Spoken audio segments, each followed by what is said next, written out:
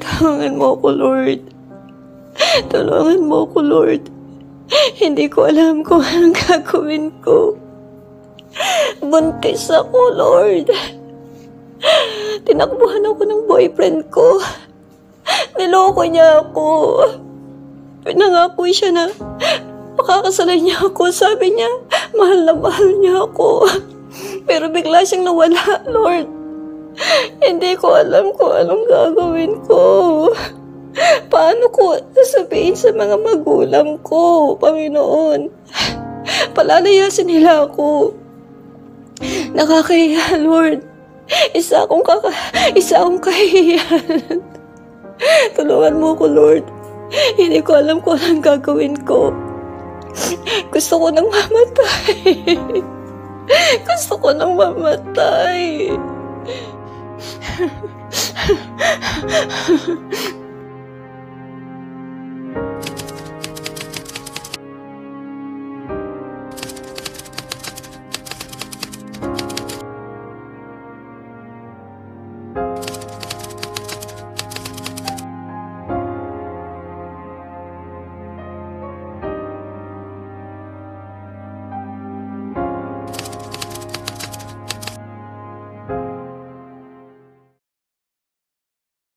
Hey, Melanie! Merry Christmas, girl! Charity, darling, you look amazing. Kumusta na? Well, not much except, I've been traveling the world with my fiancé. Hindi ka pa rin nagbabago. Ganyan ka pa rin gaya noong nasa college pa tayo. Oh my lord! Anong ginagawa ng babaeng iyon? Bakit nandito siya? Hoy! Ayan ba ang girl na pinag-uusapan ng bayan? Oh yeah, yung babaeng ibinasura ng jowa niya. Kawawa naman. Hinaan mo ang boses mo. Baka marinig ka niya. So what? Wala akong paki. Mukhang narinig niya tayo. Ang sama ng tingin niya sa atin. You know what? Tumitig siya kung gusto niya. I don't care. Ako din. Who cares?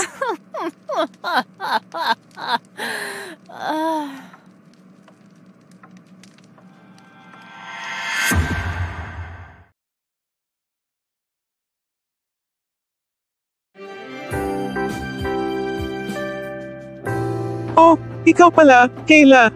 Anong pinagkakaabalahan mo ngayon? Hello, Aunt Mercy. Wala namang gaano. Busy lang ako sa pag-aalaga sa anak ko. Tingnan mo ang sarili mo. What a waste. Wala kang disenteng trabaho. Isang 25 taong gulang na dalagang ina. Kaawa-awa. Huwag niyo akong kausapin ng ganyan, Tita Mercy. Oh, well, ang liit talaga ng mundo. Look who's here. Si Kayla, ang young single mom. Hey, you know what? May maganda akong naisip. Kung ako sa'yo magtatrabaho na lang ako sa club, sa Japan. Balita ko ang laki daw ng bayad doon. Mag-e-entertain ka lang ng mga lalaki pagkatapos kikita ka ng maraming pera. Anong masasabi mo, cousin? Pwede ba? Tama na, Lindsay?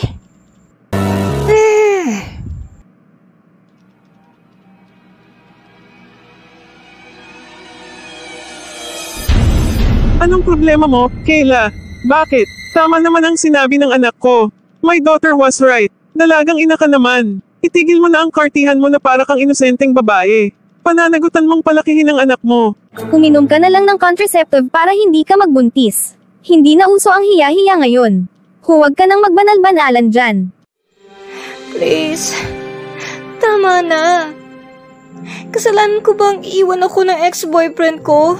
Please. Iwan niyo ako mag-isa. Nagmamalasakit lang kami sa iyo. Tingnan mo nga ang pinsan mong si Molly.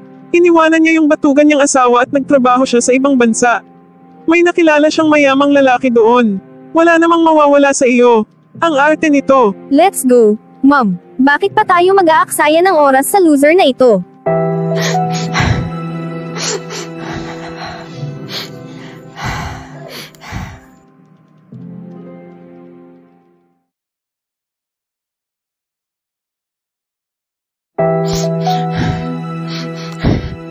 Anong nangyari sa'yo, Kayla?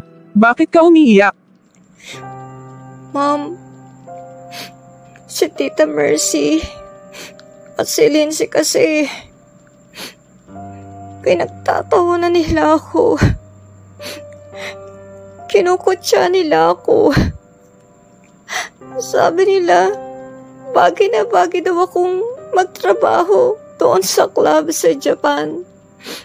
At aliwin ko yung mga lalaki doon. It's not a bad idea. Narinig ko na yung pinsan mo ay kumikita ng malaking pera sa Japan. Ano, ma'am? Pati ikaw. Anong problema mo, ma'am? Imbes na tulungan ninyo ang kapatid ko, pinagtutulakan ninyo pa siyang magkasala. Mga Christians pa naman tayo, ma'am. Please, tama na. I'm so sorry, Kayla. Please, patawarin mo ako. Tama ang kapatid mo. Mula ngayon ay tutulungan ka naming magsimula ng panibagong buhay.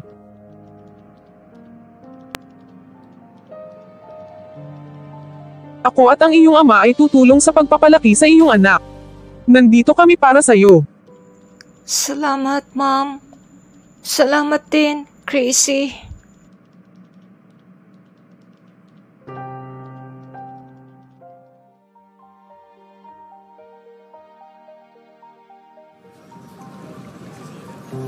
Isang ticket nga, please. Thanks.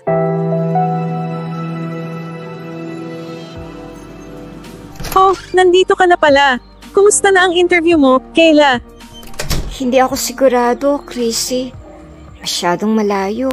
Hindi ko alam kung qualified ako sa posisyong yun. Don't worry. Pwede kang maghanap ulit ng iba. Oh, hi Kayla. May magandang balita ka ba? Hello, Ferdinand. Wala nga eh. Huwag kang mawawalan agad ng pag-asa. Bibigyan ka ng Diyos na mas magandang trabaho. Anong sabi mo? Diyos? Talaga lang, bayaw? Alam mo, hindi na ako naniniwala sa Diyos. Bakit mo naman nasabi iyan, Kayla? Anong klaseng Diyos ba yung sinasabi mo, Chrissy? Bakit pinabayaan niya akong magdusa ng ganito? Ano bang mali ang nagawa ko para danasin ko to? Teka lang, huwag mong sisihin ang Diyos, Kayla. Di ba sinabihan ka namin noon na ayaw namin sa ex mo? Pero nagalit ka pa sa amin. Mahal ka ng Diyos at mayroon siyang plano para sa'yo. Tama ang kapatid mo, Kayla. Alam ko na nasasaktan ka ngayon, pero kung magsisisi ka at hihingi ng tawad sa Diyos, tutulungan ka niya. Kaya, pag-isipan mong mabuti ang mga sinabi namin sa'yo, Kayla. Okay. Sige. Salamat.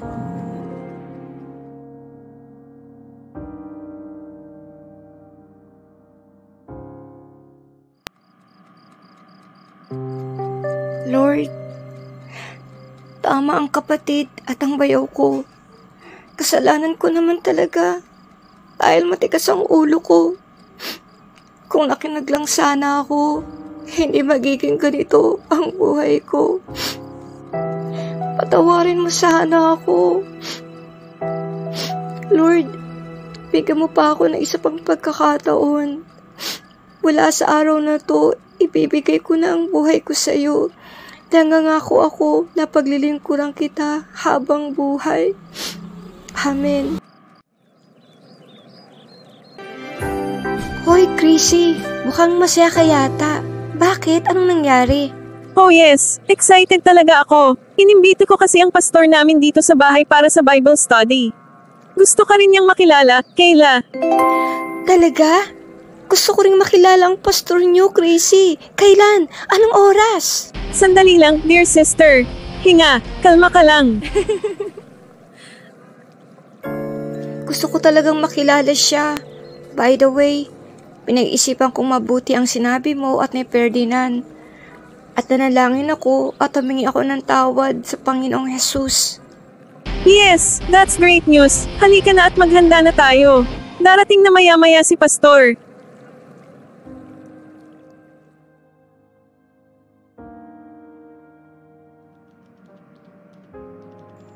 Ma'am, nararamdaman ko na tinatawag ako ng Diyos upang maging isang misyonero. Gusto kong tugunin ang tawag ng Diyos sa buhay ko. Ano, Kayla? Paano naman ang anak mong si Paul? 4 na taon lang siya. Anong mangyayari sa kanya? Huwag mo siyang alalahanin, Ma'am. Magiging ayos lang siya. Malungkot ako pero masaya dahil alam ko na nasa mabuting kamay kayo. Salamat, Ma'am. Palagi kitang susulatan at pwede mo rin kaming dalawin.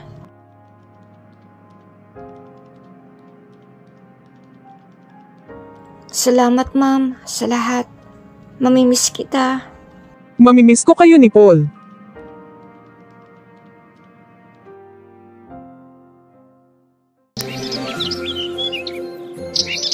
Oh, hello. Nagagalak akong makilala ka. Bago ka ba dito? Hindi po. Hindi po ako taga rito. Isa po ako sa mga bisitang misyonero ng church ninyo. Ah, ganun ba? Hoy, Ate Marisa! Kanina pa kita hinahanap. Hoy, Marites. Kinakausap ko lang siya. Ano nga palang pangalan mo, sister? Ako po si Kayla. Isa po ako sa mga bisita ninyong misyonero. Kumusta po? Oh, Kayla. Ang bata mo pa para maging misyonero. Ilang taon ka na? 27 po. May asawa ka ba? Wala po. Single po ako. Oh, wow. Sana all. Isang batang misyonero. Pagpalain ka nawa ng Diyos, dear sister. Ma'am, pasok na tayo. Sa loob, nagugutom na ako. Ano? May anak ka? Akala ko, sabi mo, dalaga ka. Paano ka nagkaroon ng anak? Saan ang asawa mo? Opo, single mother po ako. At wala po akong asawa. Oh my Lord, anong nangyari sa iyo? Pwede mo bang ikwento sa amin ni Marites? Mahabang kwento po. Ma'am, pasok na tayo. Sa loob, nagugutom na ako. Okay anak, halika na. Excuse me po. Ha? Dalagang ina? Hindi ko maget. Yeah, sinabi mo pa.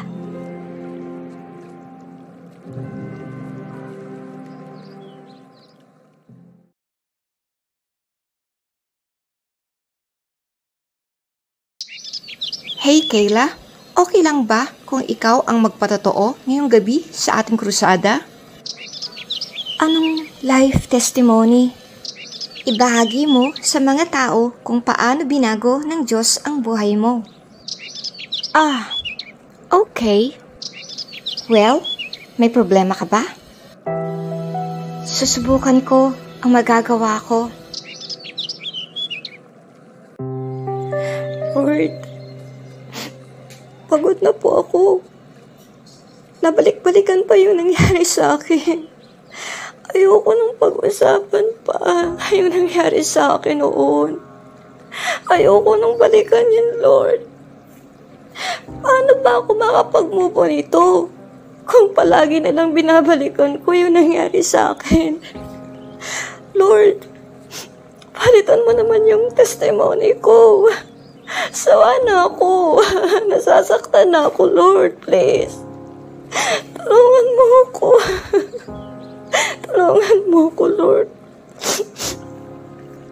Kayla, pwede ba kitang makausap?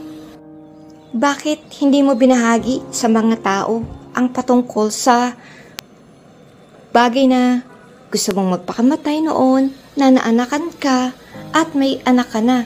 Hindi kumpleto ang testimony mo. Hindi mo ako naunawaan, Miley. Ayoko nang pag-usapan patungkol sa nangyari sa akin. Paano ako makapag-move on kung palagi ko na lang sinasabi yung nangyari sa akin nung nakaraan? Please, unawain mo naman ako. Well, sinasabi ko lang. Sige. Lord, tulungan mo ako. Ayoko nang mabuhay ng ganito. Ayoko na, Lord. Tulungan mo ako, Lord.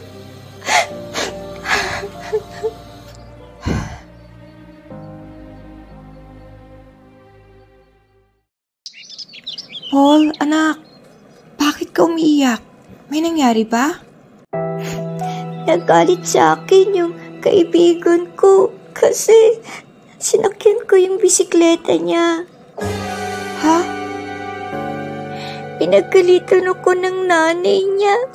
Sabi niya, bumili daw ako ng sarili kong bisikleta. Oh, I'm so sorry, anak.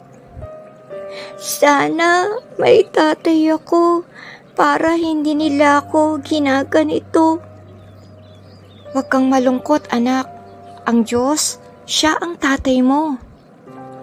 Ma'am, please, mag-pray tayo at humingi tayo sa Diyos. Please, humingi tayo kay Jesus. Sige, anak. Pwede natin gawin yan. Papa Jesus, pwede pong bigyan mo ko ng tatay para hindi na ako inaaway ng mga kaibigan ko. Salamat po. Amen.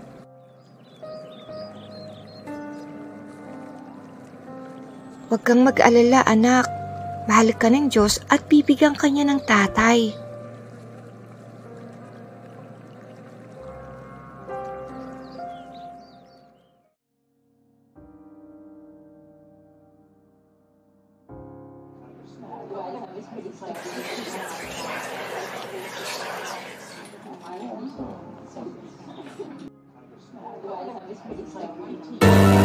Paul, anong ginagawa mo dito at pinapanood mo ang mga tao? Ma'am, gutom na ako. Gusto kong kumain. I'm sorry, anak. Wala tayong pera. Wala akong kakayanan na bumili ng pagkain natin. Umalis na tayo at matulog na lang tayo. Pero ma'am, gutom na talaga ako. Huwag matigas ang ulo mo. Sinabi ko, umalis na tayo.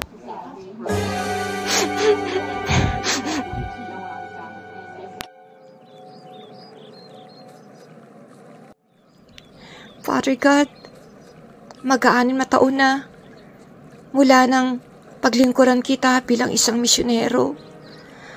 Ang buong akala ko, magiging mabuti ang buhay namin dito. Wala kaming mga supporters at apektado ang anak ko. Hindi ko na kaya, Panginoon. Akala ko sabi mo na meron kang nakalaang tao para sa akin. Gusto ko nang sumuko, Panginoon.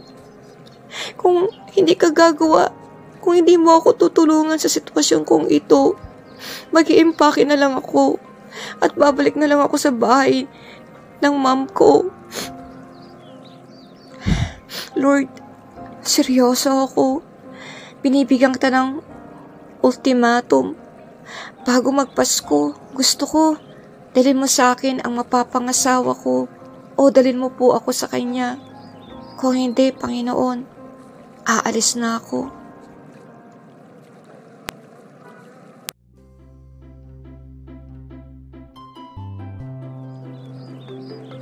Nakita mo sana yung bagong lugar na lilipatan natin, Ate Miley. Ang laki at ang ganda. Hi, Kayla. Kinukwento ko lang kay Ate Miley yung bagong lugar na lilipatan natin. Oo nga pala, may 2 Amerikano doon. Wow! Malay mo, Ate Kayla, yung isa doon ang God's will mo. Big deal. Salamat na lang pero hindi ako interesado. Ano? Anong ibig mong sabihin? Hindi na ako nagpipray. Hindi na ako naniniwala na sasagutin pa ng Diyos ang panalangin ko.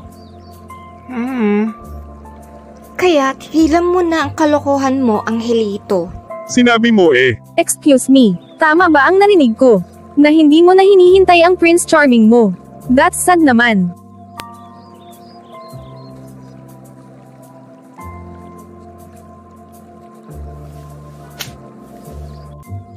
Kayong dalawa, itigil niyo na ang kabalbalan ninyo. Ayoko nang marinig yan.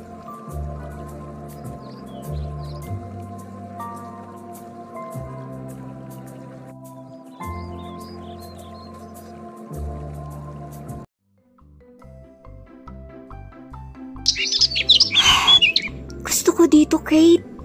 Mas maganda ito kaysa sa dati nating pinuntahan. Gusto ko ang sariwang hangin dito. Higit sa lahat, yung 2 single na Amerikano.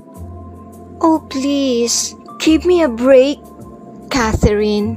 Sabi mo na matagal ka nang nananalangin ng mapapangasawa mo. At hindi lang basta asawa. Amerikanong asawa pa. Blue eyes, 2 taon ang tanda sa iyo. Christian, mamahalin ka at si Paul. Nakalimutan mo na ba? Malay mo iyong isa doon ang para sa'yo. Ewan ko, hindi na ako sigurado. Pagod na akong maghintay, Kate. Ang tagal ko nang nananalangin. Mahigit 8 taon at kalahati na ako naghihintay.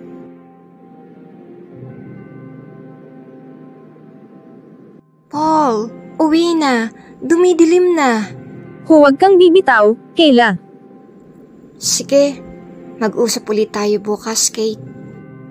Bye, Sarah. Bye, Paul. Laro ulit tayo bukas ni C at Dave. Andiyan na ako, Ma'am.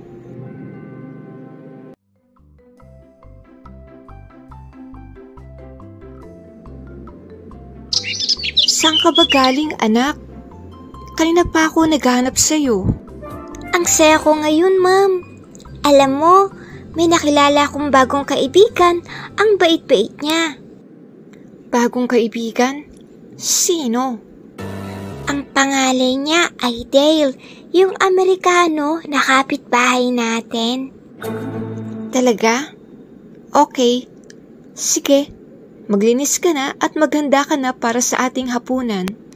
At huwag mong kalimutan na gawin mo ang assignment mo, ha? Okay, Ma'am.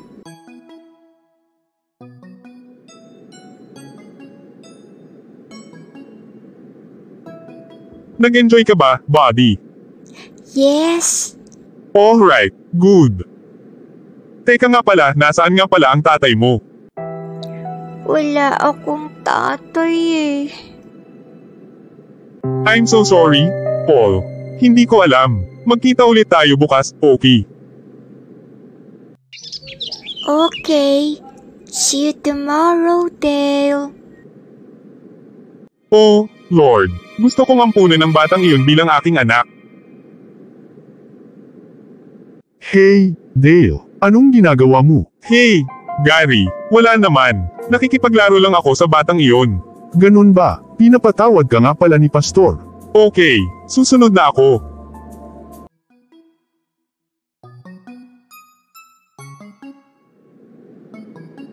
Kayla, pwede bang humingi sa'yo ng pabor? It depends. Ano yun, Jem? Well, kinausap kasi ako ni Dale kanina. Gusto niyang matuto ng lengguwahe natin para makausap niya yung babaeng nagugustuhan niya. Hindi kasi marunong magsalita ng English yung girl. So, anong gusto mong gawin ko? Busy kasi ako, Kayla. Sinabi ko kay Dale na ikaw na lang ang tanungin niya. What? No way! Natuturuan kong lalaking yun, ano? Grabe ka naman. Bakit mo ba sa akin to ginawa, Jem? Please, Kayla. Desperado talaga siyang matuto. Nakakainis naman. Bakit kasi ako pa yung tinuro mo? Sige na nga. Sige na nga. Gagawin ko na. Hindi talaga ako makapaniwala na gagawin mo to sa akin, Jem. Oh, thank you. Thank you. You're the best. Oo na. Masaya ka na?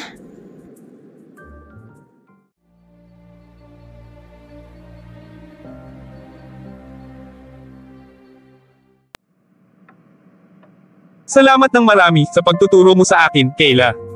Sure. No problem. Alam mo, hindi ko na alam ang gagawin ko. Hindi ko makausap si Mia. Gusto ko ngang pumunta sa bahay niya para makilala ang mga magulang niya, pero ayaw niya. Ganun ba? Huwag kang susuko. Kausapin mo uli siya sa pamamagitan ng interpreter para sa ganun, masabi mo sa kanya ang nararamdaman mo. Sa ngayon, nananalangin ako ng tamang direksyon. Sige, Dale. Sa Sabado ulit. Thanks, Kayla. Napakahusay mong teacher. See you next week.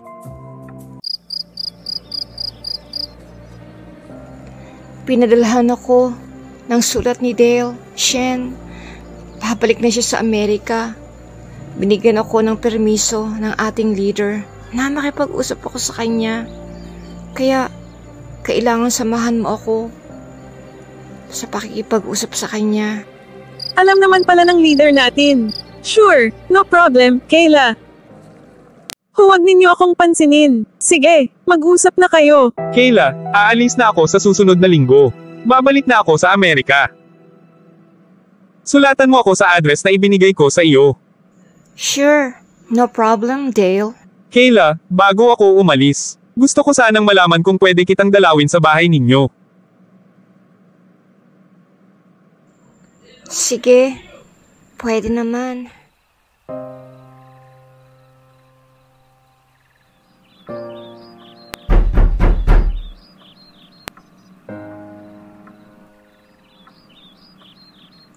O Dale, ikaw pala. Hi, Kayla. Teka muna. Paul, halika rito. May bisita ka. Dale? Siya ang mama mo. Yes.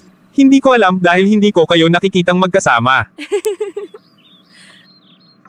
A package deal. Wow, Lord. Anyway, Kayla, pwede ba tayong mag-usap sandali? Nanalangin ako sa Diyos. Ipinakita niya sa akin na ikaw ang babaeng para sa akin, hindi si Mia. Dale, takot na akong magmahal at magtiwala. Nasaktan na ako dati. Alam ko, pareho tayo, nasaktan na rin ako ng fiancé ko nang hindi niya itinuloy ang aming kasal. Nangangako ako sa'yo, Kayla, na hindi kita sasaktan gaya ng ginawa ng ex mo. Mahal ko kayo ni Paul at handa kitang pakasalan. Dale, gusto kong makilala muna kitang mabuti. Let's take it slowly. Pagbalik mo sa Amerika, patuloy kitang ipapanalangin. Hintayin kita dito. Kung magdedesisyon ka na bumalik. Pangako, babalik ako para sa'yo at sa ating anak na si Paul. Dale, salamat at tinanggap mo ko at minahal mo ko sa kabila ng aking nakaraan. Maghihintay ako sa iyo. Kadalasan, hindi natin maintindihan kung bakit hinahayaan ng Diyos na tayo dumaan sa matinding pagsubok. Nagtatanong tayo, at madalas, sinisisi natin siya sa mga bagay na ating nararanasan. Subalit, gaano man kagulo ang ating buhay, kaya itong baguhin ng Diyos. Katulad sa nangyari sa tunay na kasaysayan ni Dale at Kayla, ito ay isang katibayan na kayang gumawa ng Diyos ng panibagong bagay. Na ipinakita nito na bago pa lang tayo isilang, mayroon na siyang itinalagang tao para sa atin. Dahil ang Diyos ang pinakamahusay na tagapili ng ating makakasama sa buhay.